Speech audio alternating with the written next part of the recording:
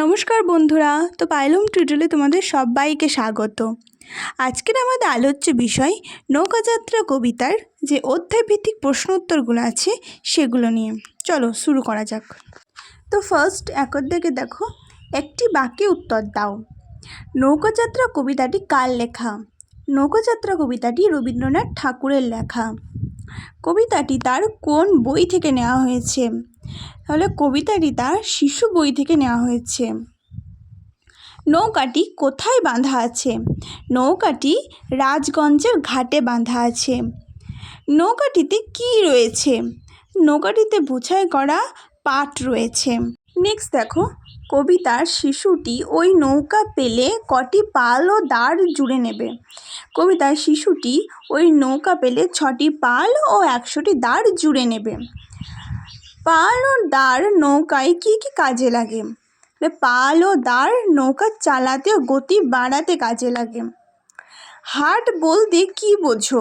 তাহলে হাট বলতে দেখো, গ্রামগঞ্জে কোনো নির্দিষ্ট দিনে নানা রকম জিনিস এবং সবজিপাতি সমস্ত কিছু যেমন কেনা বেচা হয়, তাকে কিন্তু আমরা হাট বলি। নেক্সট দেখো, শিশুটি কার নৌকা পেতে চায়? তাহলে শিশুটি মধুমাঝির যে নৌকা আছে সেই নৌকাটা পেতে চায়।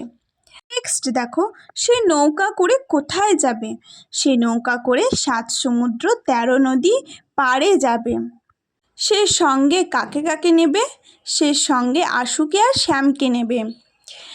সে তার মাকে কাঁদতে বারণ করছে কেন? কারণ সে রামের মতো 14 বছর বনবাসে যাচ্ছে না। তাহলে আমরা জানি রামায়ণে রাম কিন্তু 14 বছর বনবাসে গেছিল, তাই সেই তুলনাটাকে এখানে কবি তুলে নিয়ে এখানে কিন্তু ছেলেটা তার মাকে সেই রকমভাবে বলছে যে আমি কিন্তু 14 বছর বনবাসে যাচ্ছি না। তারপরে দেখো, রামকে বনবাসে যেতে হয়েছিল কেন? যে আগেই বললাম আমি, পিতৃসত্য পালনের জন্য রামকে বনবাসে যেতে হয়েছিল। রামচন্দ্রের কাহিনী কোন বই পড়লে জানা যায়? দেখো, রামচন্দ্রের কাহিনী আমরা রামায়ণ মহাকাব্য পড়লে কিন্তু জানতে পারবো। রাজপুত্রর সোনামানিকের কথা কোন ধরনের বইয়ে থাকে? তাহলে রাজপুত্র, যক্ষীরাজ, পক্ষীরাজ এসব গল্প কিন্তু আমাদের রূপকথার বইতে থাকে। নেক্সট দেখো, শিশুটি কি কি নিয়ে যাবে? শিশুটি নৌকা ভরা সোনা মানিক নিয়ে যাবে। সে কখন নৌকা ছেড়ে দেবে? সে ভোরবেলা নৌকা ছেড়ে দেবে। দুপুরবেলা তার মা কোথায় থাকবেন? তাহলে দুপুরবেলা তার মা কিন্তু ঘাটে থাকবেন। তখন সে কোথায় থাকবে? সে তখন নতুন রাজার দেশে থাকবে। নেক্সট দেখো, কোন কোন জায়গা পেরিয়ে শিশুটি যাবে? শিশুটি তীরপুর্ণি ঘাট ও তেপান্তরের মাঠ পেরিয়ে কিন্তু যাবে। সে কখন ফিরে আসবে? সে সন্ধে পার করে ফিরে আসবে। নতুন জায়গা ঘুরে আসার গল্প মাকে কিভাবে শোনাবে? সে মায়ের কোলে বসে সে মাকে গল্প শোনাবে। তো এই গেল আমাদের 1-এর দাগের সব প্রশ্ন। এবার 2-এর দাগে কি বলছে দেখি চলো। 2-এর দাগে দেখো বলেছে বাক্য রচনা করো। বাঁধা দিয়ে, নৌকা, সমুদ্র, গল্প, মাঝি। ঠিক আছে, চলো দেখি। বাঁধা, আমাদের বাড়ির সামনে গঙ্গার তীরে একটা নৌকা বাঁধা থাকে।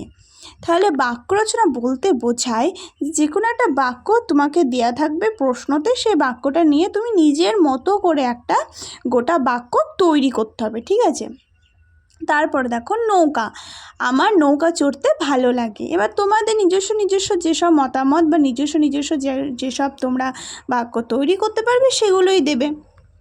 তারপর বলেছে সমুদ্র, বকখালিতে গিয়ে আমি সমুদ্রে স্নান করেছি। গল্প, রাতে শোবার আগে ঠাকুমা আমায় গল্প শোনায়। মাঝি, আমাদের গ্রামের মধুমাঝি নৌকাটা কিন্তু খুব সুন্দর। তো এই গেল আমাদের বাক্য রচনা। নেক্সট দেখো 3-এর দাগের বর্ণ বিশ্লেষণ করো। বর্ণ বিশ্লেষণ বলতে বোঝায় যে একটা বাক্য লেখা থাকবে, যেমন রাজপুত্র। ঠিক আছে, রাজপুত্রটাকে তোমার কি কি মানে শব্দ আছে সেই শব্দগুলো দিয়ে তোমাকে বর্ণ বিশ্লেষণ করতে হবে। এই বর্ণগুলো তোমাদেরকে মানে বিশ্লেষণ মানে ছোট আকারে করতে হবে। যেমন রাজপুত্র, র যুক্ত আ, তাহলে রা আজ, তাহলে আ আছে। ঠিক আছে, তাহলে র যুক্ত আ যুক্ত বর্গীয় জ যুক্ত অ যুক্ত প যুক্ত হস্যু যুক্ত ত যুক্ত র যুক্ত অ, ঠিক আছে। এরকম করে দেখো আমি তেপান্তর, রাজগঞ্জ, দুপুরবেলা, পুকুরঘাট এই চারটে এই করে দেওয়া আছে, ঠিক আছে। নেক্সট বলেছে দেখো বিপরীতার্থক শব্দ লেখো, 4 দাগের প্রশ্ন। তাহলে বাঁধা, বোঝাই, মিথ্যে, সন্ধে, দেশে, এগুলোর কিন্তু বিপরীতার্থক শব্দ লিখতে হবে। বিপরীত শব্দ মানে তোমরা সবাই জানো যেটা আছে তার বিপরীত মানে তার উল্টোটা লিখতে হবে।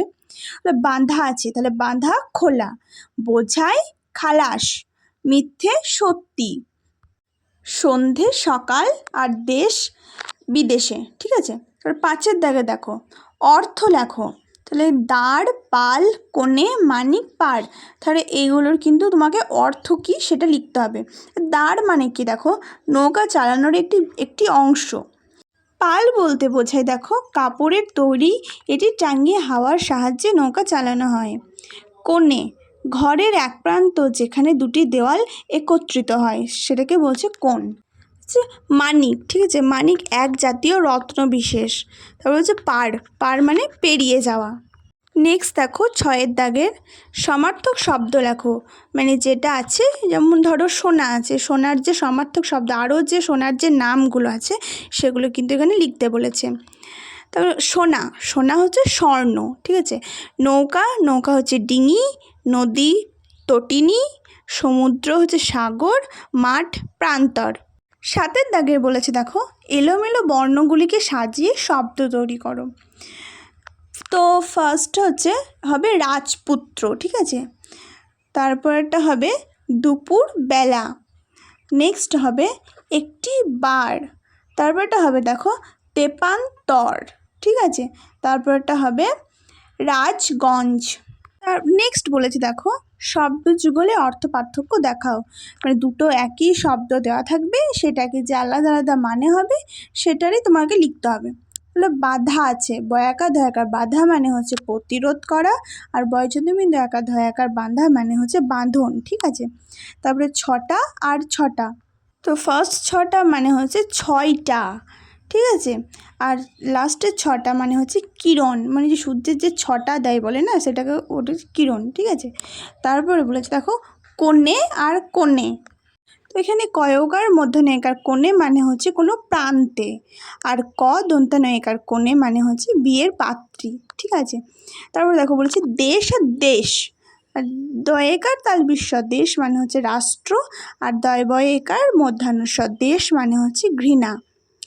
তারপরে বলেছে দেখো পয়াকার র পার, আর পয়াকার ডয়বিন্দ্র পার, পয়াকার র পার মানে হলো পেরোনো, আর পয়াকার ডয়বিন্দ্র পার মানে হলো কিনারা।